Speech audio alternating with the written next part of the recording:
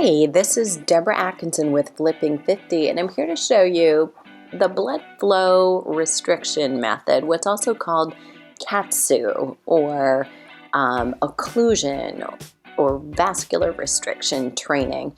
And there are two ways that you can use it. What I'm showing here is the first, resistance training.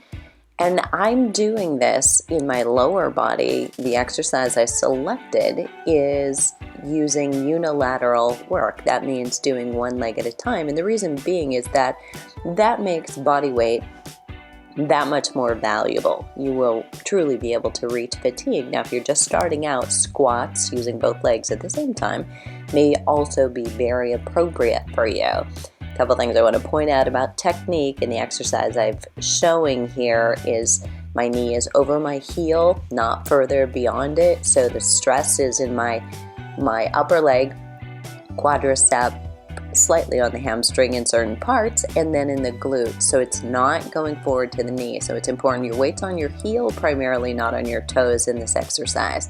I have that back leg elevated. You can leave that back leg on the floor. So first set is usually 30 repetitions or 2 fatigue, but you do want to pay attention when you're doing one leg and then the other at a time that you've got an even balance of where it is that you reach fatigue. Now, this can be challenging. So balance-wise, I can put my fingertips on the wall. If you position yourself doing a one-leg exercise, there's probably a little bit more balance involved. So keep that in mind. So I'm doing the first set with 30 on each side here. And then what I'm going to do is, as opposed to simply wait and rest between sets is usually 30 to 60 seconds when you're doing blood flow resistance training. I'm going to alternate with an upper body exercise to use my time efficiently using a tricep exercise that you're commonly known as the kickback, and you're probably very familiar with this one.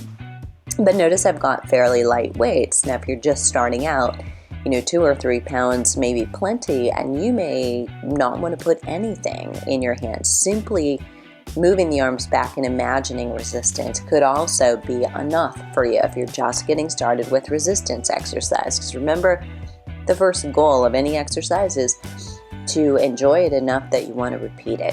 Don't make yourself so sore that you turn yourself off about it.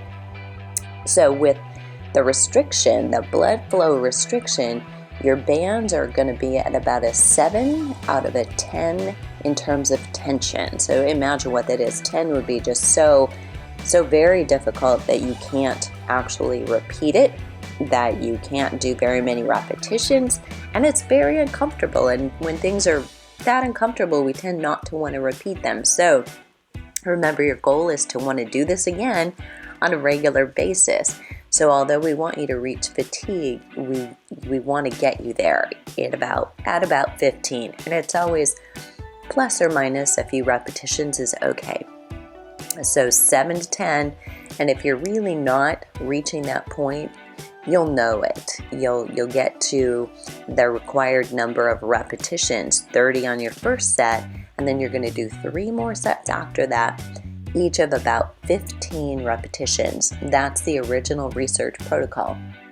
You can also apply this technique to whatever else you might be doing right now. So you already have a weight training routine and maybe a protocol that you or a trainer has designed for you.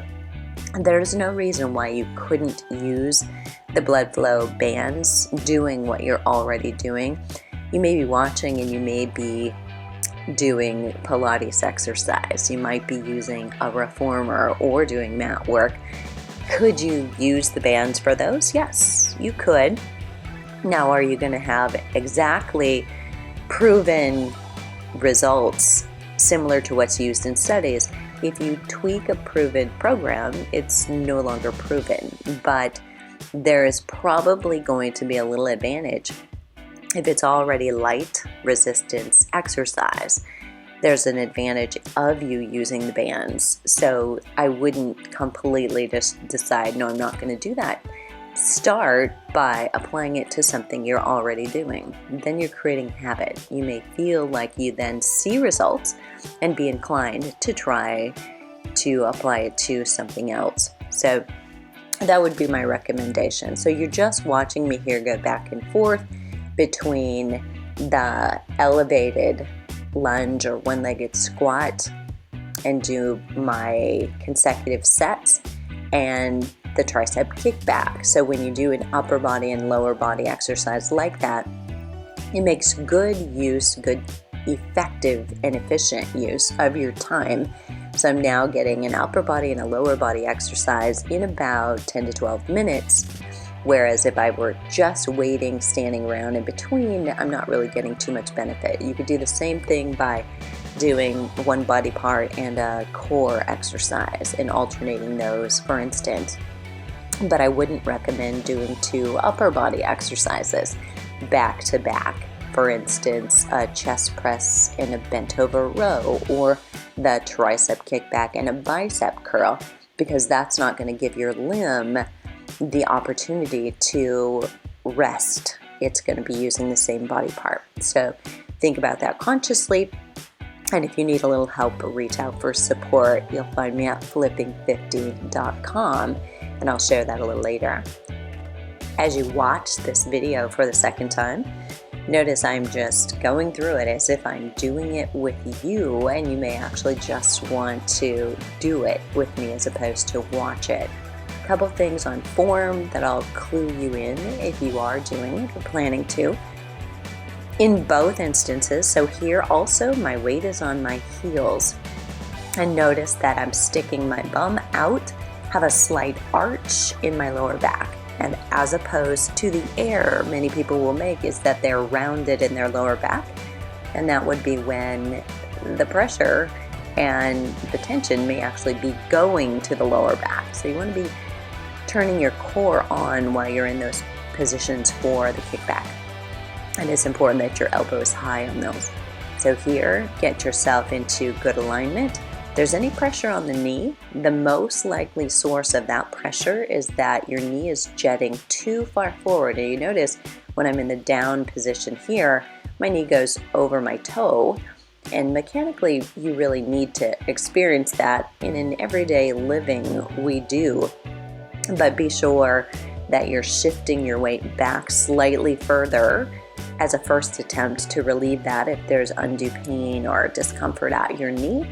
You want to be doing good to the muscle that inserts into that knee to make you a little bit stronger, or don't go as deep on this one-legged squat.